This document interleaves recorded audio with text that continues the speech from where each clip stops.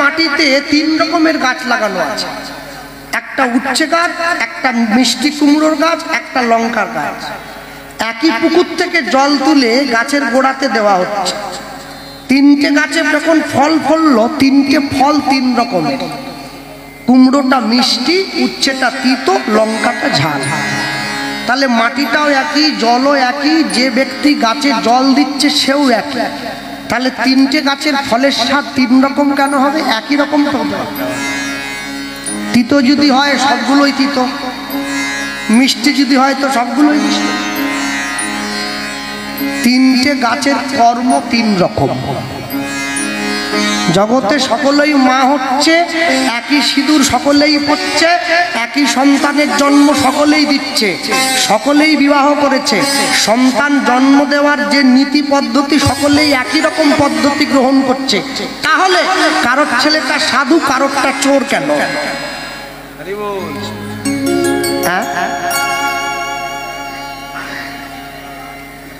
এই জন্যই হচ্ছে আসল জায়গাটাই গলদ।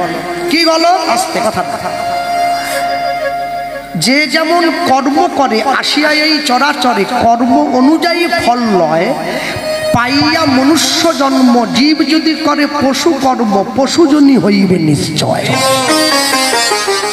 আম গাছে আর চন্দন গাছে দেখুন অনেক প্রভেদ আছে। একই মাটিতে জন্ম বটে, কর্ম কিন্তু দুরকম।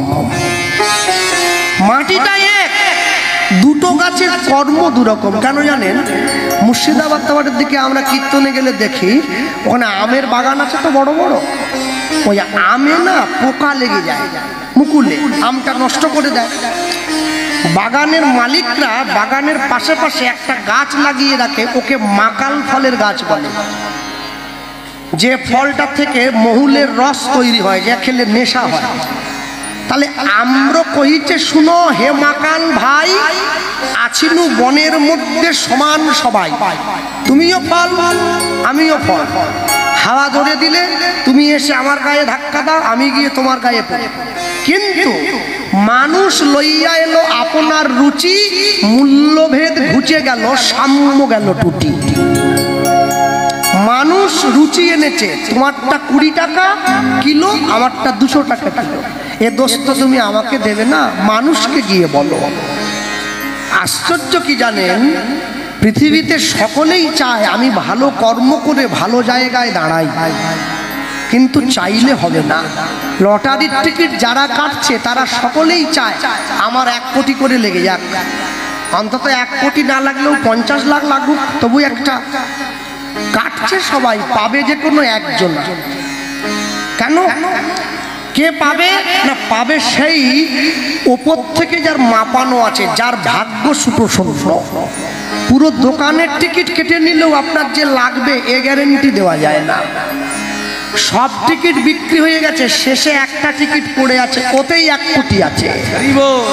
ওর ইচ্ছে ছিল না কাটা, ওকে দোকানদার জোর করে গুঁজে দিয়েছে, বলে নিয়ে যাও, পয়সা পরে দিও।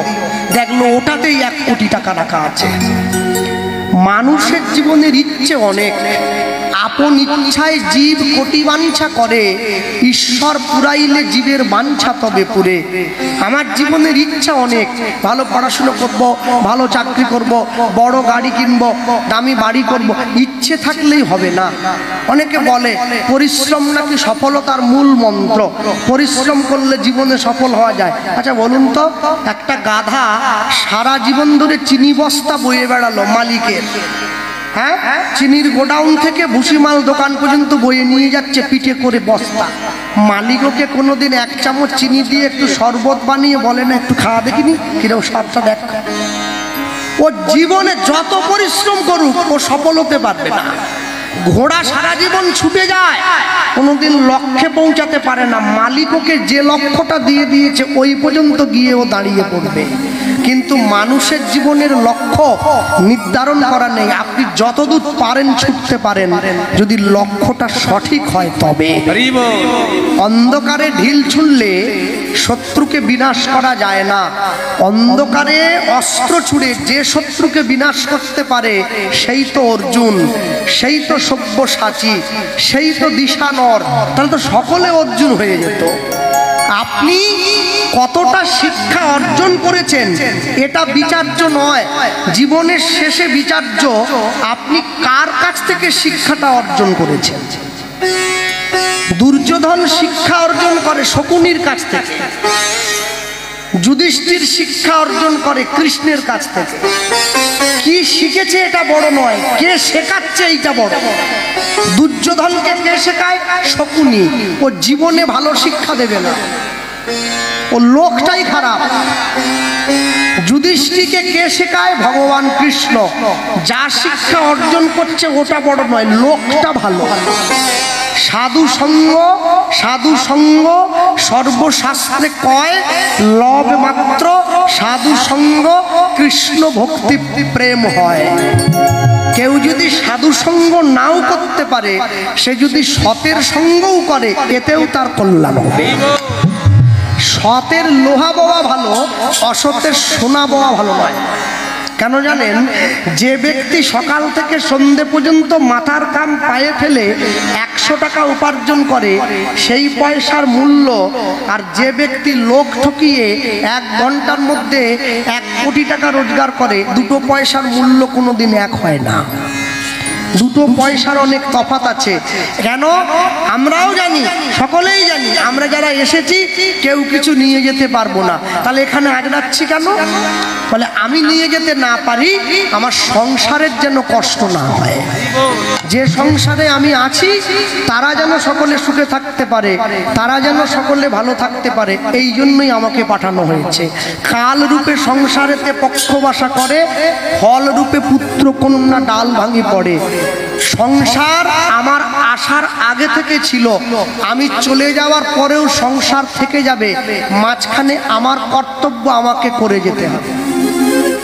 বর্তমান 2025 সালে দাঁড়িয়ে এমন অনেক জায়গাতে দেখা যায়, একটা মেয়ে বাবার বাড়ির থেকে শ্বশুর বাড়িতে এসেছে, তার কপালে তিলক আছে, গলে কণ্ঠি আছে, হাতে জপের মালা নিয়ে জপ করতে করতেই নতুন বৌমা বাড়িতে ঢুকছে। কেন? 10 বছর আগে তো এতটা ছিল না, এখন বেড়েছে কেন?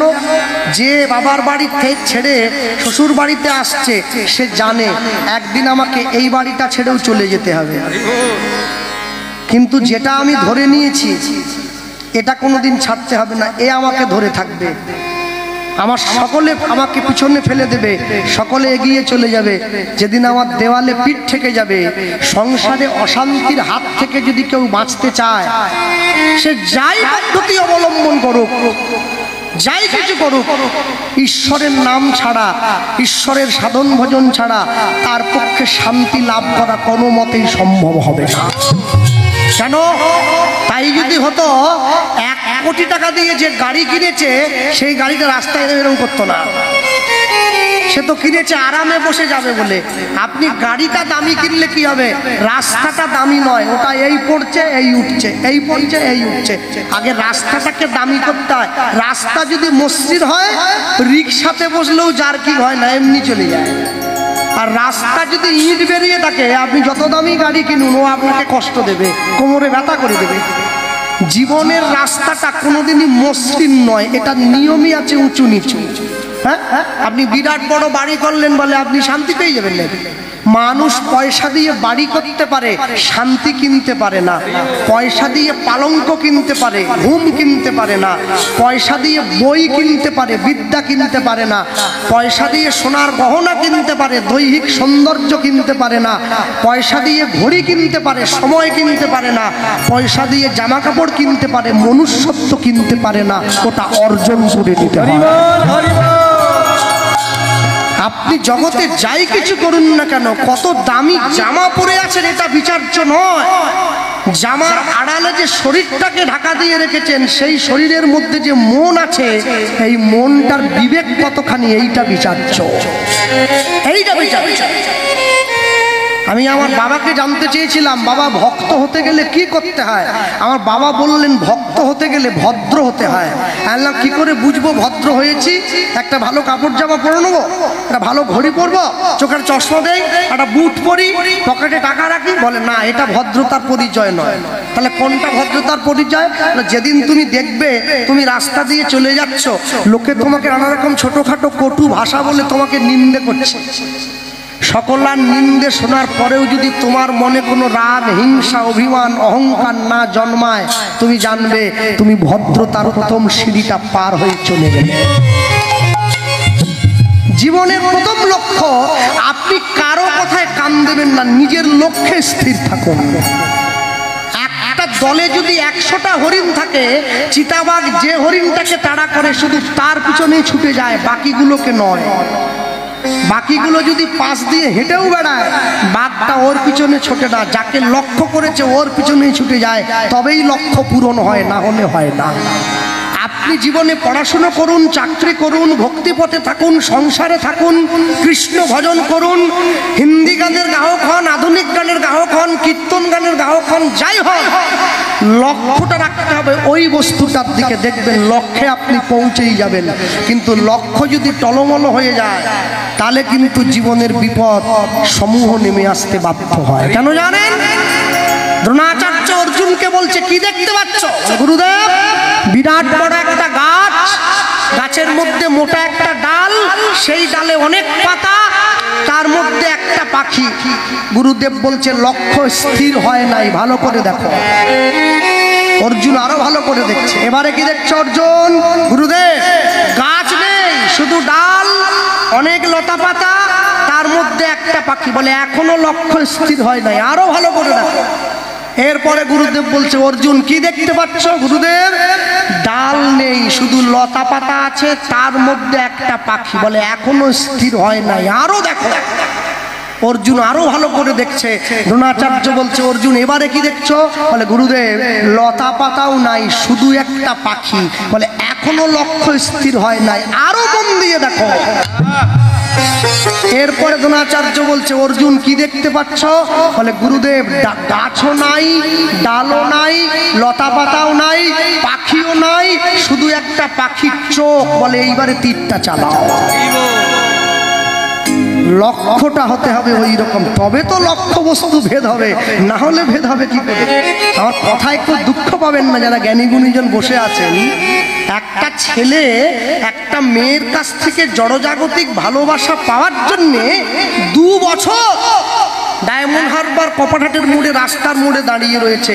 মেয়েটা ওই পথ দিয়ে সাইকেলে করে স্কুল যায়, ওকে একবার দেখবে, 2 বছর দাঁড়িয়ে রয়েছে। তাহলে একটা মেয়ের ভালোবাসার সম্মতি পাওয়ার জন্য 2 বছর আপনি দাঁড়িয়ে রইলেন। আপনি 2 বছর ভগবানের জন্য একটু টাকা সময় দেন তো, মন দিয়ে, যে দেখি আমি তো মানুষকে ভালোবাসার জন্য সময় দিলাম, ঈশ্বরকে ভালোবাসার জন্য 2 বছর দিয়ে দেখি, না যদি হয়তো ছেড়ে দেবো। সে যদি আপনাকে ভালোবাসতে পারে, 2 বছর পরে মেয়েটার বিবেকে দংশন হবে। যে ছেলেটা 2 বছর ধরে আমার জন্য অপেক্ষা করে দাঁড়িয়ে থাকে, রোজ একই সময়ে 1 মিনিট দেরি হয় না, সে সত্যিই আমায় ভালোবাসে। ভগবানের জন্য প্রতিদিন যদি 2 মিনিট করে সময় দেওয়া যায়, ঈশ্বরের মন অনুশোচনা হবে, এ আমায় ভালোবাসে, না হলে সময় দিত না। আজ হোক বা কাল ঠিক আপনি এসে তার সাড়াটা পাবেন। তবে অন্য কেউ পাক আর না পাক, অনুভবটা আপনি করতে পারবেন। অনেকে আমাকে বলে, দাদা ভগবান দেখিয়ে দিতে পারবেন? আল্লাহ তুমি সাইকেল চালাতে জানো? বলে হ্যাঁ। সাইকেল চালাও কি করে? 2টো চাকা আছে, একটা ব্যালেন্স আছে না, ধরে রাখি, ব্যালেন্সটা দেখিয়ে দিতে পারবে? বলে ব্যালেন্স কি দেখানো যায়? ওটা অনুভব করতে হয়। ঈশ্বর যে পেয়েছে সে দেখাতে পারে না, সে অনুভব করে আমি ঈশ্বর লাভ করেছি। ওটা তুমি যদি অনুভব করো, তোমার অনুভবে ঈশ্বর, বাকিদের অনুভবে নয়। থাকবে কি করে? যারা দক্ষিণ 24 পরগনার থেকে দীঘা গিয়েছেন, দীঘাতে গিয়ে দীঘার সমুদ্রের ঢেউতে ঝাঁপ দিয়েছেন, দেখবেন ঢেউতে, হ্যাঁ আমার বাড়ি পশ্চিম মেদিনীপুর, আমার বাড়ির থেকে 100 কিলোমিটার দূরে দীঘা। আপনি যদি ঝাঁপ দেন, দেখবেন দীঘাতে ঢেউতে ঝাঁপ দিলে ঢেউটা আপনাকে ধাক্কা দিয়ে পাড়ে পৌঁছে দেয়। চৈতন্য মহাপ্রভু যে হরিনাম নিয়ে এলেন, আপনি যদি হরিনামের বন্যায় একবার ঝাঁপ দেন না, ও আপনাকে ঠেলে পাড়ে নয়, ও আপনাকে ঠেলে তার চরণের দিকে নিয়ে চলে যাবে। এটাই তফাৎ। গৌর প্রেম, ওই যে বললাম, গৌর প্রেম রসার নবে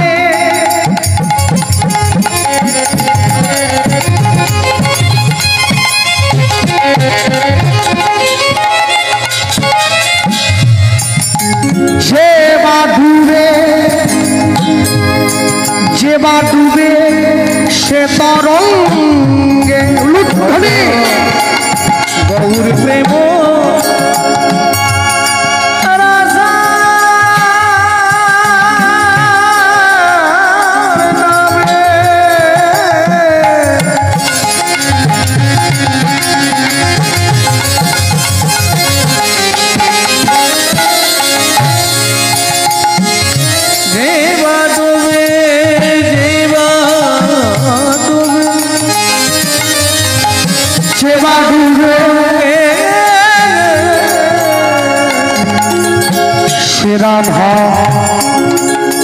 মাধব অন্তরঙ্গ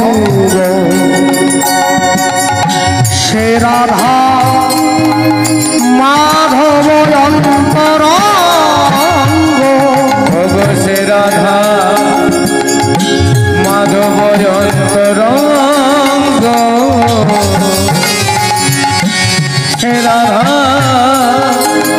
মাধব অন্তরঙ্গ তোমরা গৃহে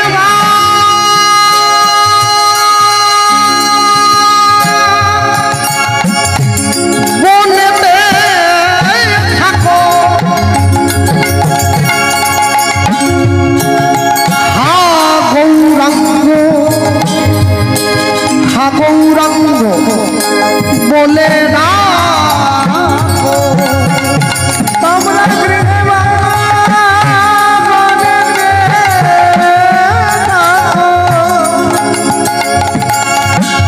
হা গৌরাঙ্গ বলে ঠাকুর নরোত্তম মাগে তার সঙ্গ ঠাকুর নরোত্তম মাগে তার সঙ্গ ঠাকুর নরোত্তম মাগে তার সঙ্গ ঠাকুর নরোত্তম মাগে তার আমি এক মুখে বলতে নারি আমি এক মুখে বলতে নারি আমার গৌর গোবিন্দের লীলা মাধুরী আমি এক মুখে বলতে নারি বলি যাই গো প্রেমের বলিহারি আমি এক মুখে বলিতে নারি আমি যতবার বলি ততবার হারি আমি এক মুখে বলিতে নারি আমি এক মুখে বলবো কত আমি এক মুখে বলিতে নারি আমি যদি বা বলি বছর শত আমি এক মুখে বলিতে নারি তব প্রেমানন্দে কহ হরি হরি নাই গৌর হরি বল। হরি প্রেমানন্দে হরি হরি এক মুখে বলিতে নারি এক মুখে বলিতে নারি ঠাকুর নরোত্তম মাগে তারি সঙ্গ ঠাকুর নরোত্তম মাগে তারি সঙ্গ গৌর প্রেম রসার নদে যে বা ডুবে সে তরঙ্গে সে রাধা মাধব অন্তরঙ্গ গৃহে বা বনেতে থাকো হা গৌরাঙ্গ বলে ডাকো নরোত্তম মাগে তার সঙ্গ